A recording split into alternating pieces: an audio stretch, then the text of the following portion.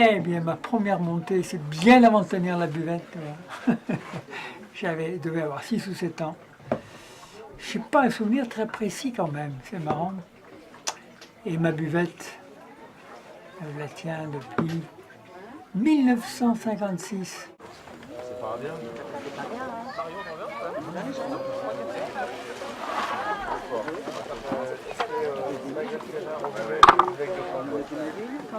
Qu'est-ce que j'en ai? Hein? Ouais.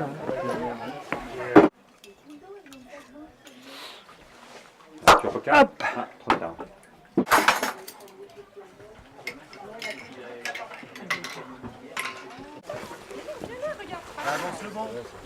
J'ai plein de souvenirs, puisqu'il y a plus de 50 ans que je suis là. Alors, qui m'ont marqué beaucoup, c'est souvent des grimpeurs.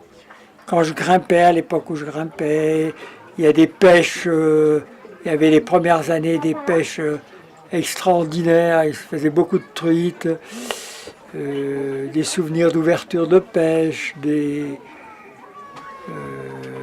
jours de beau. Mais j'en ai tellement sur le temps de l'année, tu vois. J'ai pas des souvenirs absolument marquants, mais l'idée de toujours de jours agréables, ensoleillés, avec plein de gens sympathiques, et une ambiance qui m'a toujours plu.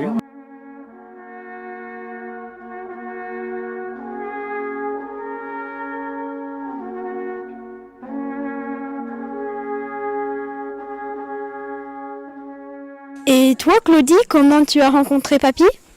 Alors, j'étais venue me promener avec les cousins. On avait fait le col de l'Ancrenat. C'est la première fois que je montais au col. Et au retour, on a été très contents de venir boire, je me souviens très bien, un jus de pamplemousse. Et j'ai eu le coup de foudre. Et toutes ces années passées au lac Béni? Alors, quand j'étais jeune, j'adorais être là parce qu'on était nombreux. Il y avait Cédric qui était petit, tous les copains montaient nous rejoindre régulièrement. Il y avait une super ambiance. Et puis, au fil des années, même malgré un beau paysage, on se lasse de tout. Tu vas faire quoi plus tard de tous ces mois? J'espère bien avoir encore assez de courage pour reprendre un peu d'entraînement et pouvoir marcher autre chose qu'une petite heure et pouvoir faire quelques randos. Il y a tellement de belles balades à faire aux environs. J'aimerais bien t'emmener aussi en promenade avec nous. Je tiens ma buvette depuis 57 ans. J'ai commencé en 1956. Et ma première montée, je ne m'en souviens pas très très bien. Je suis monté avec mes parents, je devais avoir 6 ou 7 ans. Mais après, j'y suis très peu venu jusque vers 20 ans par là. Et puis après, ça a été mon père. J'ai suivi à partir de 52. Je venais pendant les vacances, je venais déjà un tout petit peu là. Et puis après, alors en 56, je m'en suis occupé presque tout seul.